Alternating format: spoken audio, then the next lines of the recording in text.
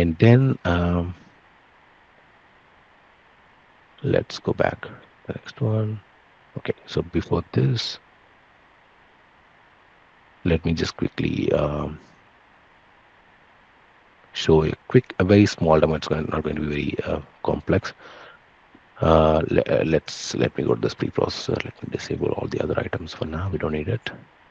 So I'm in my JSR preprocessor. So as I told you, we're going to use these preprocessors to prepare a test data. So let me take a quick second. So I'm going to put a variable, or I'm going to put or assign something. Country.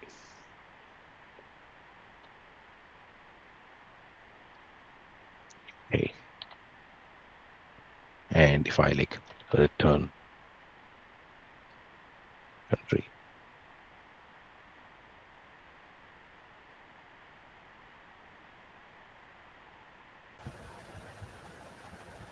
it should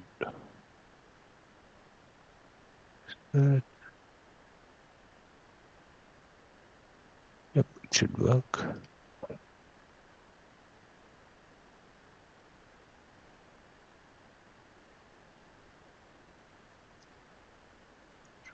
Okay, let me try this way. So I have prepared it here, and let me add a HTTP request.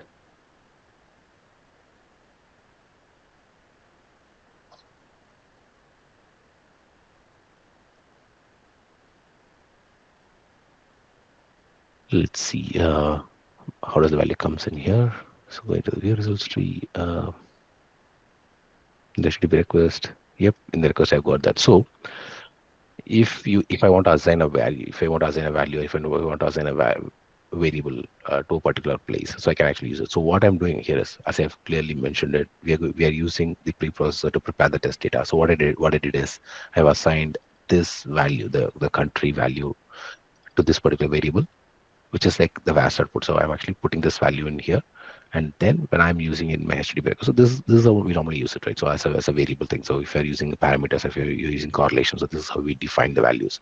So we're putting some value, and then I'm using if I use that value country anywhere, if I'm pasting any values, it's not just country, you can just paste any values. But the point here is I am trying to assign a value to a particular variable. I assigned it successfully, and then I've replaced it in a particular value in a placeholder where I really wanted to use it.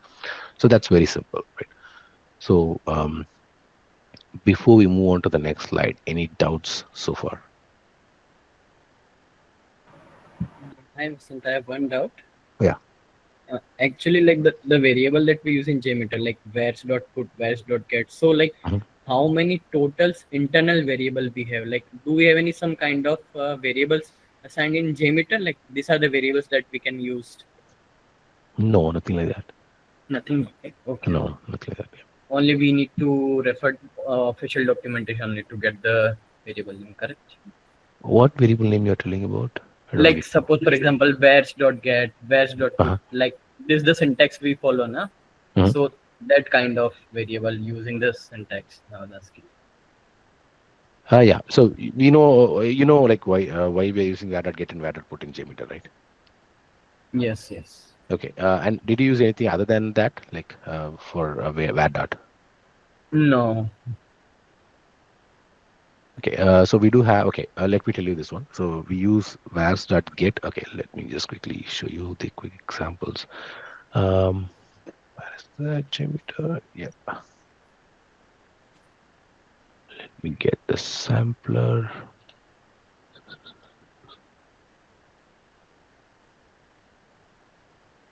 So apart from get and put, we do have other items as well. Yeah, okay. So let me give you a quick example on, we'll start with vars.get. So vars.get, we all know, it is used to retrieve a JMeter variable by its name. And yeah, just to let you know, so by adding a double slashes, a forward slashes, we can use it as a command line. So to retrieve a JMeter variable by its name, and we can return it through a string value. So for that, I'm going to use example for was dot get and string user ID. I'm going to get the value. So was dot get user ID. Sorry, okay, user underscore. I don't use the same thing. User underscore ID,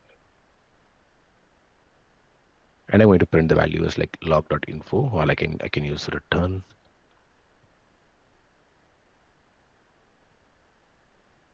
user space ID colon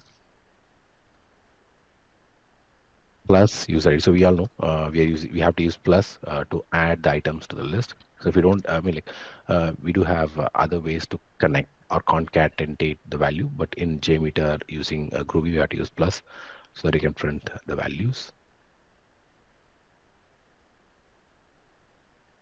Did I disable everything else? Yep.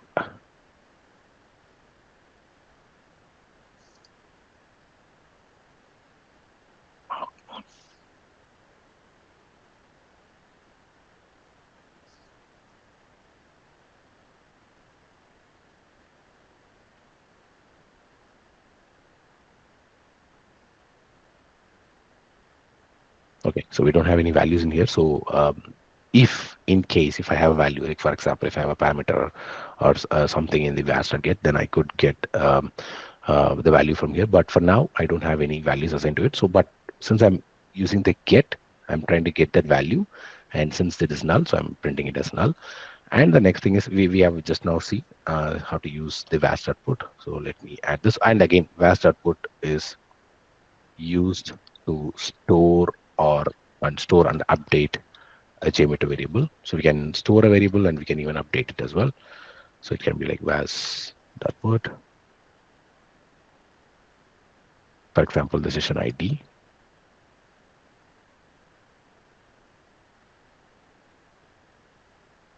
Did I use it? Okay, vas.put. Okay, and you can use comma. It's not just like assigning. It's not like equals, but it's like assigning the value.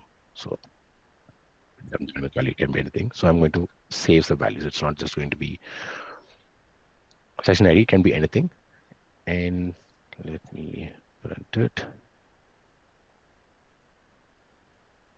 I think it's, yeah.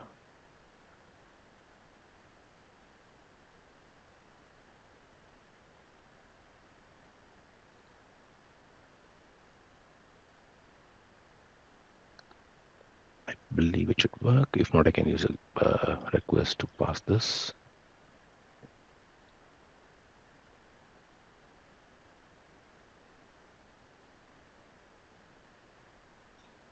Okay, it doesn't work. Fine. So I can actually pass this value, or I can pass this variable.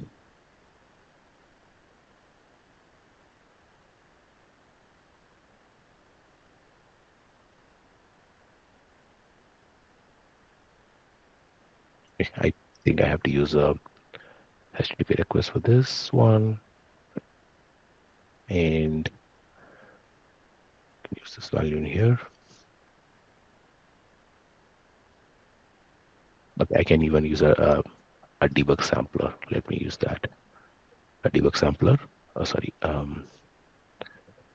Remove not debug sampler. Sorry, dummy sampler.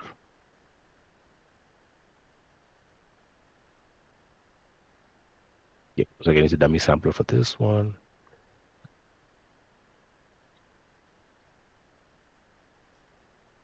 Yep. So you can use you can use this to do any debugging and anything.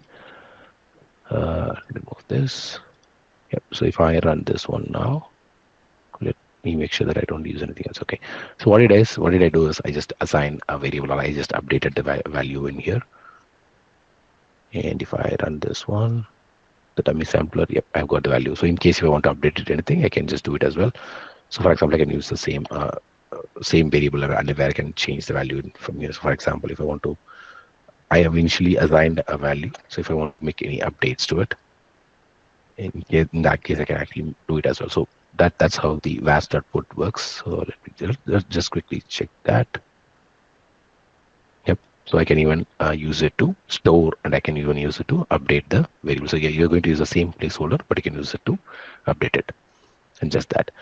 And then the next one, which I think most of us have not used, but it's the most useful one, which is the vars dot remove. So in case if you want to remove a variable from the context, then you can use that as well. So vars dot remove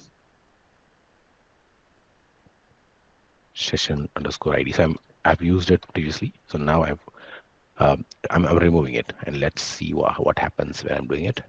Let me remove it and then quickly run this one. So here, if you can see, the value has been removed, and it's just only printing the session ID because the value is removed now.